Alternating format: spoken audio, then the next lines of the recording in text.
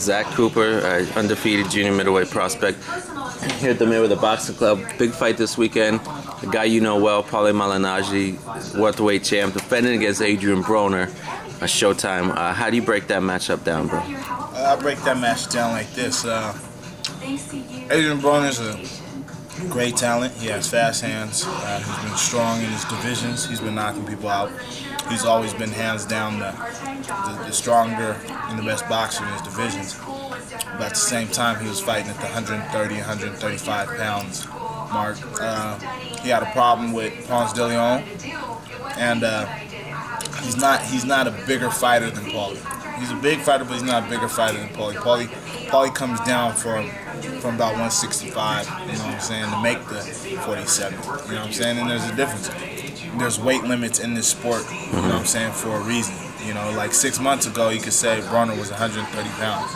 You know, not to mention they could say Al Heyman picked his opponents or so and so. I don't believe in that because he beat whoever's been in front of him. So whoever's been in front of him, he's beat. But I think Paulie's gonna be a little bit too much. He hasn't fought a fighter like Paulie. You know, he hasn't fought a fighter that can box like Paulie, and he hasn't fought a fighter that can move like Paulie. Not to mention, you know, punching someone at 147 pounds and punching someone at 130 pounds is completely different. You gotta remember, it's gonna be a complete different. I mean, you can spar. They say he spars people that's bigger and stuff like that. He spars bigger fighters and stuff, but that doesn't matter when you hop in there and you're fighting someone at 147. You know what I'm saying? You're fighting someone that's bigger because the gloves are smaller. There's no headgear, none of that. You know, I think it's gonna be an entertaining fight, but I think Paulie's gonna edge him out. Now, when Broner fought Gavin Reese, he got touched a few times with the right hands. Does that tell you anything? Yeah, it tells me that, you know, the comparisons to Floyd don't need to be said because Broner does get hit.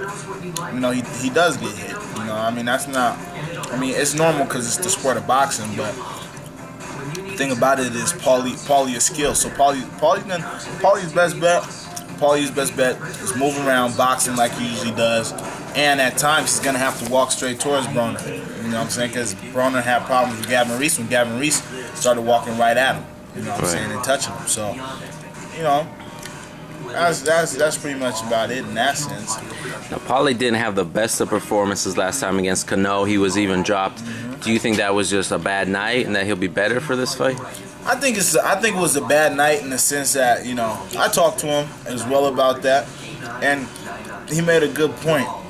When your mind ain't into the fight, because he was thinking, all right, I'm gonna fight for my belt. I'm gonna fight for my belt, and you're pumped. You got everybody there. You have everybody, you know what I'm saying, ready to see you defend your title. And your man doesn't come in and you make weight. So now there's questions. The adrenaline from you leaves a little bit. You stop thinking like, you know, hey, this is, you know, the biggest fight, you know, again and stuff like that. So you don't go in fully mentally prepared. But I know for a fact he's mentally prepared for this fight. He's already at weight. He's ready to go. Now, people know you're trained by Jeff Mayweather here. You had your last fight. You had a draw, but there's a lot more to it than the scorecards, you know, indicated. Can you just kind of tell viewers a little bit about what's going on? What happened in my last fight is plain and simple, man. I beat the dude. You know, I beat him. I dominated first round, second round, dropped him in the third round. Beat him the fourth round. He just he had a great rally the last 10 seconds of the fight, you know. So, you know, it really wasn't much for me to say because when they announced the draw, one judge had it 40-36. You know what I'm saying? The other two judges had it a draw. You know, and so when they announced the draw, he started jumping up and down and was extremely excited, you know what I'm saying, which means that he knows that he lost. And even after the fight, his trainer went to the ref and no lie said, the reason why my guy got a draw is because I'm his coach. Because his coach is known in that city. His coach is very big in that city. And so that's part of the reason why they're contesting it right now. I actually just got a call today. The commission is contesting it because a couple people have looked at the tape and they said, yo, you clearly won, you clearly beat him and stuff. So they want to actually either get it overturned or become a no contest. All right, man. Thanks a lot, Zach.